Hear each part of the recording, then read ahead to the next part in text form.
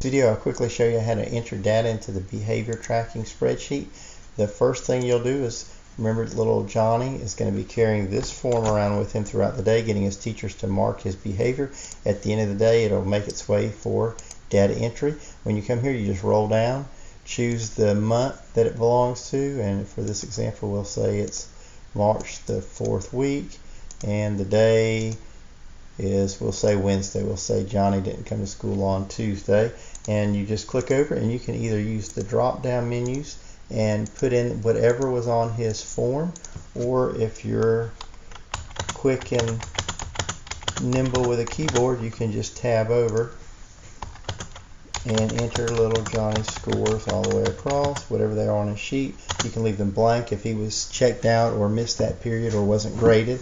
You can put comments over here.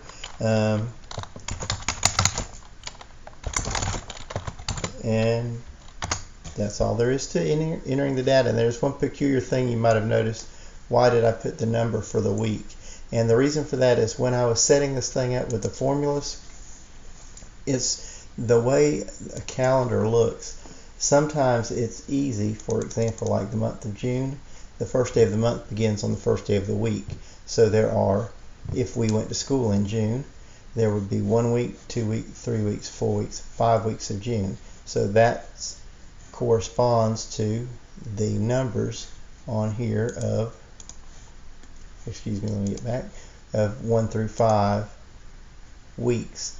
And it works out well if you're in the month of, for example, October. If you notice, the first of the month is on a Thursday, so that way we would contain all this data from what is the month preceding October of September through these 2 days in October. So this is all 1 week of school, so we would see it show up in one place when we go to the dashboard. Like, for example, that will be the first week of October. It's that way we would have the end of September and the 1st of October all on 1 week. So as long as the person is consistent, so for example, if this was the month of October and little Johnny first enrolled into school on the 5th right here, and the data entry person, as long as they're consistent, it's always going to work out. If they decide that whatever the first day of the month is will be, or comes on a Monday, will be the first week of that month, then they would put the 5th as week 1. So if this was Johnny's entry day, they on here for October, they would choose October, and the first week would be actually the 6th, if that makes sense. And let's say little Johnny came in on this date. Let's say Johnny enrolled in school or in this program on September 28th. The easiest way to do that would be treat this like, change this to September, and it is the 5th week of September on a Monday.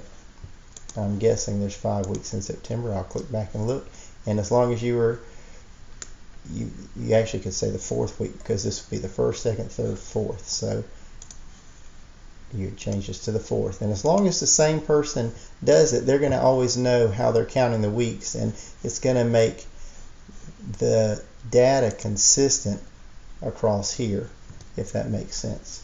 I hope you didn't have too much trouble following along. If you have any questions, just email me.